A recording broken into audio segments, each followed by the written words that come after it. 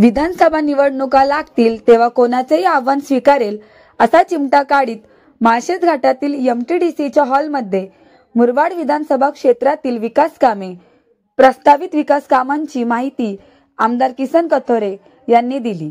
भाजप कार्यकर्ता मेळावा व स्नेहभोजन कार्यक्रमात ते बोलत होते। या प्रसंगी एका गाण्यावर कार्यकर्त्यांना मात्र नाचण्याचा मोह आवरता आला नाही। 5.5 लाख मतदान झाले, त्याच्यामुळे तुमची ताकद वाढली नोंदणीत। माझ्या बहिणीने तुमची ताकद वाढवली, माझ्या आदिवासींनी तुमची ताकद वाढवली, मागासवर्गीय तुमच्या बरोबर ताकदीने आहेत। मग इतर कार्यकर्त्यांनी ओबीसी असेल, मराठा असेल यांनी सुद्धा ताकदीने तो फायदा घेऊन आपण किमान 3-3.5 लाखापर्यंत आपण गेलो पाहिजे। याच्यापेक्षा कमी मतं होताच कामा नये। आणि मला विश्वास आहे 3-3.5 लाखाच्या खाली आपल्या मतदारसंघामधून मतदान होणार नाही, एवढा ताकदवान कार्यकर्ता आज आपला आहे।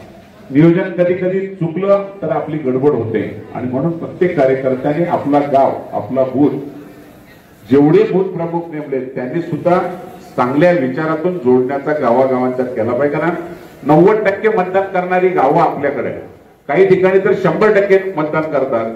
हा तुमचा विक्रम खऱ्या अर्थाने इतर गावांनी सुद्धा केला पाहिजे आणि मोठ्या प्रमाणामध्ये ही ताकद आपल्याला झाली पाहिजे। कल्याण ग्रामीण मधून पण तुम्हाला खूप ताकद मिळणार आहे, शहरातून बदलापूरच्या मिळणार आहे, अंबरनाथ वांगणी भागातला जो ग्रामीण भाग आहे तिथं सुद्धा खूप ताकद आहे। त्यामुळे एक वेगळा विचार तुमच्या सगळ्यांच्या मनात आहे। अनिलने काही ज्या भावना व्यक्त केल्या असतील, कधी कधी नेत्यावर अवलंबून निवडणुका असतात आणि त्यामुळे कधी आपल्याला अडचणी निर्माण होतात। माझा स्वभाव शेवटच्या माणसाकडे बघण्याचा आहे। मला घडवलंय तुम्ही शेवटच्या माणसाने, मोठ्याने कोणीच घडवलं नाही। मला आशीर्वाद मोठ्यांचा आधी नव्हताच, माझा साधा कार्यकर्ता आदिवासींच्या पासून आजही मला माझा अप्पा बोलल्यानंतर मला माझी छाती भरून येते। एवढं मोठं प्रेम एवढ्या वर्षापासून जे घडवलंय ते सोपं नाही आणि त्याला कोणीही सुरुंग लावून काही फायदा होणार नाही। एवढी ताकद तुम्ही मला दिलेली, मनापासून प्रेम करता तुम्ही। कथोरेंच्या साम्राज्याला शिंदे सेनेचे आव्हान अशा प्रकारच्या बातम्या मुरबाडमध्ये आणि संपूर्ण विधानसभेमध्ये झलकत आहेत, याविषयी काय सांगाल आपण? खरं म्हणजे मी निवडणुकीवर अजून कधीच लक्षच दिलं नाही।